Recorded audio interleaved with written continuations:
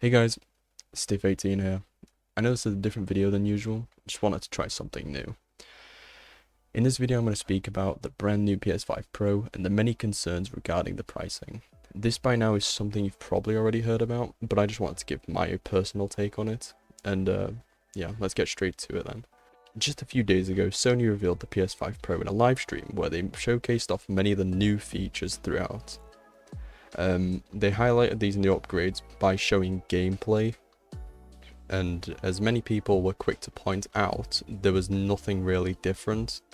Sure, there were some improvements and you can see things in the distance more clear, but does it really matter? No. When playing a game, you play to have fun, maybe even occupy yourself, not to look in the background and go, oh look, I can see my reflection in the skyscraper in the distance, you know. Like, sure, it's cool, but it isn't a selling point. Personally, I'm an Xbox gamer, but I can say, having used the PS5, there are some cool, like, neat graphics to it compared to an Xbox. Plus, I'm pretty sure there are some minor ray tracing on the standard PS5, which is pretty cool to say the least.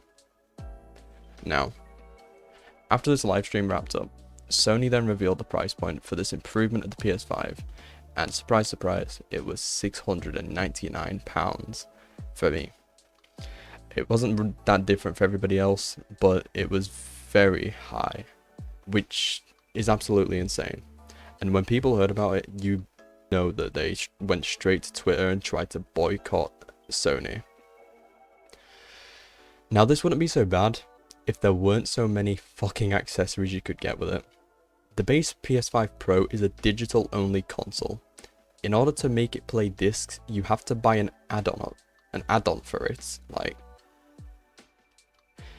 this goes for the stand as well, which I will reiterate again is an absolutely insane thing to do. The base PS5 came with a stand, and now you're making it an add-on that you have to buy, on top of having to buy the PS5 Pro console itself, which is already $699. Anyway, so a few days go by, and it's died down just a bit.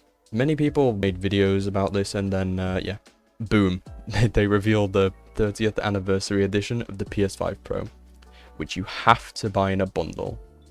You cannot buy the console separately, as far as I'm aware. But yeah. This bundle came with a variety of things to go with the PS5 Pro. 2 controllers, one of them being a new one called the DualSense Edge. And you also got a base PS5 controller, just given a retro color scheme of the PS1. Now, from what I can tell, this DualSense Edge controller is something like the Xbox Elite controller, but I'm not too sure on that. Plus, in this bundle you got a few leads and even some stickers, and you got a docking station for the 2 controllers, plus the disc drive add-on. And like I said, everything in the bundle has this original color scheme of the PS1, which does look cool, but then it makes you think, if the PS5 Pro is £700, how much is it going to be? Because it's a bundle. One can only imagine the pricing. Like, right now they haven't revealed the price, but I'm guessing somewhere close to the 1,000 area. To make things worse as well, they make everyone aware that they will only be producing 12,300 of these limited edition consoles. So you thought that the pricing for the base PS5 Pro was bad? Yeah, now you have to fork out money for the new limited edition version instead, which they state will be available for pre-order on the 26th of September. In all honesty, most people are going to go into debt because of the sheer amount of FOMO there is right here. I won't lie, the color scheme is something people have been asking for a while now. And I will say it does look pretty neat. However, I do not think this is worth for what it is. This is most likely going to be up there in the price, like I said, somewhere in the 1,000 maybe. If you have the spare money, sure, go ahead. But for many people, they will just kind of like avoid it, as it's simply just going to be too much. I find it very funny how they do this after people started complaining about the massive price point, and now it just seems like Sony are pulling out one last nostalgic stop to get people to buy this improved console. Personally, I just think it's very wild. It's, you know, very strange, and yeah, it looks cool. The leads have a different design on them. Everything's got the color scheme, you know. The controllers have some textures on the grips. Like, I mean, people are just not going to be able to afford it. It's kind of wild that they would do this straight after people started complaining. And if I'm correct, the PS1 first came out in like December, so I don't know why they're showing it off now, because it's only pre-orders at the minute, and then the actual console comes out in November. Like, it's very strange. It's almost like they want to get the money out of people, which obviously is what they're trying to do, but they found out a way to do it in a nostalgic way. So there you go.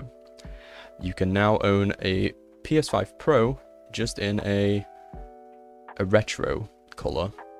Congratulations. Have fun spending however much money and going broke. Anyway. Yeah. Like, sure. Like, the improvements aren't massive. I'm pretty sure all they've done is, you know, tweaked some of the, like, fidelity. Like, I remember seeing something about how it would run a lot smoother with fidelity mode, with the fidelity options for some games. They showcased off a variety of like different games, but none of them are PS5 games. They were mainly just PS4 games like Ratchet and Clank, The Last of Us, stuff like that. And you can see the improvements if you look hard enough, but it's not something that you're immediately going to notice, and it's not something that you're going to be like impressed with, because like I said, they are pretty minor changes. Like, I don't understand why there was a need to do this. Technically there isn't, not for this price point. Like, it's completely strange, and people just aren't going to be able to afford this. Anyway,